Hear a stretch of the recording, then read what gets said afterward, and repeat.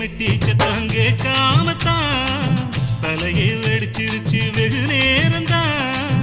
வரப்பில் உன்ன பார்த்த மறுவேளதா இடுப்பில் நிற்குதையோ ஏன் சேலதா.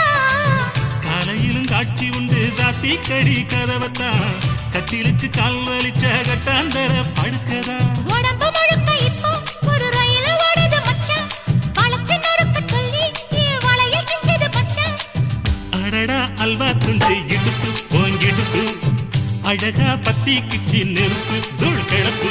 சலக்கு சலக்கு சரிக சேல சலக்கு சலக்கு பெலக்கு பெலக்கு பெக்கம் வந்தா பெலக்கு பெலக்கு